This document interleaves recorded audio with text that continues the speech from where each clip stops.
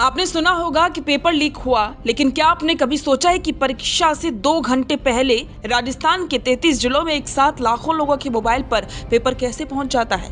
ये कोई जादू नहीं, बल्कि एक डिजिटल ब्लैकमेलिंग और डिस्ट्रीब्यूशन का एक ऐसा मकड़जाल है जिसे ट्रैक करना पुलिस के लिए भी सिरदर्द बन गया था।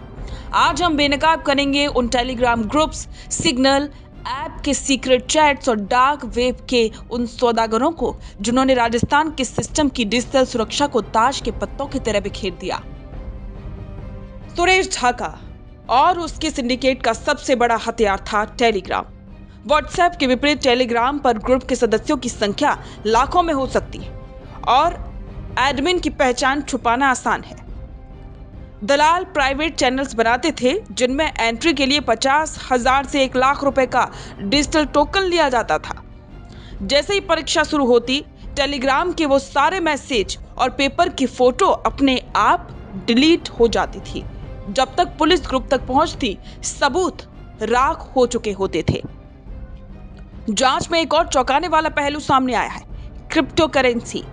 बड़े बदलावों के बाद बड़े दलालों ने पुलिस और ईडी की नजर से बचने के लिए नकद के बजाय बिटकॉइन और USDT में लेन देन शुरू किया। पेपर के कुछ सैंपल्स को डार्क वेब की वेबसाइट पर डाला जाता था ताकि खरीदारों को यकीन हो सके। बाबूलाल कटारा और उनके सहयोगियों ने जिस तकनीकों का इस्तेमाल किया, जिन्हें एक्सपर्ट की मदद ली, उन्होंने विदेशी सर्वरों जैसे कि रूस और वियतनाम का इस्तेमाल किया ताकि भारतीय एजेंसियां उन्हें लोकेट न कर सके। पेपर लीक होने के बाद असली काम शुरू होता था उसे सॉल्व करने का। जयपुर और जोधपुर के बाहरी इलाकों में बने कंट्रोल रूम्स में विषय विशेषज्ञों को बिठाया जाता था। जैसे ही पेपर की फोटो आती, ये सॉल्वर उसे 30 मिनट के भीतर हल करते थे। फिर उन उत्तरों के आंसर की बनाकर व्हाट्सएप ब्रॉडकास्ट के जरिए उन परीक्षार्थियों को भेजी जाती थी जिन्होंने फुल पेमेंट कर दिया था। डोटासरा के कार्यकाल में हुई कई परीक्षाओं में ये ब्रॉडकास्ट स्कैम सबसे ज्यादा सक्रिय था। सरकार सोचती रही कि इंटरनेट बंद करने से पेपर रुक जाएगा, लेकिन माफिया सरकार से 2 कदम आगे था। दलालों ने परीक्षा केंद्रों के पास ऐसे ठिकाने बना रखे थे जहां हाई स्पीड ब्रॉडबैंड और लीज लाइन का कनेक्शन था, जो इंटरनेट शटडाउन में भी काम करता था। कई बार इंटरनेट बंद होने की स्थिति में ब्लूटूथ मैश नेटवर्क का इस्तेमाल किया गया, जहां बिना इंटरनेट की भी एक फोन से दूसरे फोन में डेटा ट्रांसफर किया जा सकता था। अब बजराल सरकार के SIT और साइबर सेल ने इस डिजिटल किले को तोड़ना शुरू कर दिया। फॉरेंसिक एक्सपर्ट अब उन डिलीट हुए टेलीग्राम मैसेज और व्हाट्सएप चैट्स को रिकवर कर रहे हैं जो बड़े नेताओं और दलालों के बीच हुए थे। केंद्र सरकार की मदद से उन विदेशी सर्वर्स की जानकारी निकाली जा रही है जहां से पेपर लीक का डेटा फ्लो हुआ था। अब मोबाइल के एक एक क्लिक का हिसाब होगा।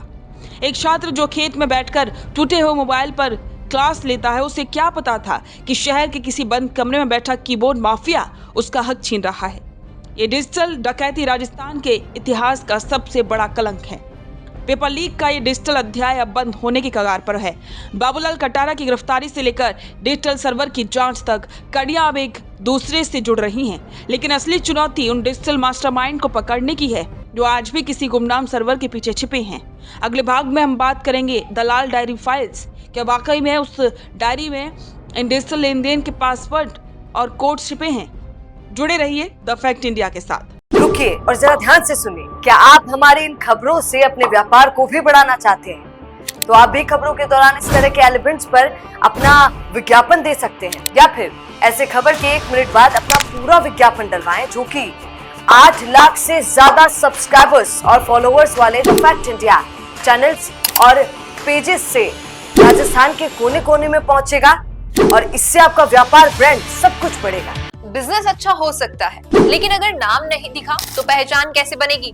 अब टेंशन छोड़िए, द फैक्ट इंडिया आपके बिजनेस को देगा वो पहचान जो पूरे राजस्थान में हर किसी तक पहुंचे। न्यूज चैनल पर विज्ञापन, पॉडकास्ट और प्रमोशन के जरिए आप सीधे 5 लाख सब्सक्राइबर और 10 करोड़ से ज्यादा व्यूज तक अपनी पहुंच बना सकते हैं। तो देर किस बात की, आज ही द फैक्ट इंडिया से जुड़िए और अपने बिजनेस को बनाइए हर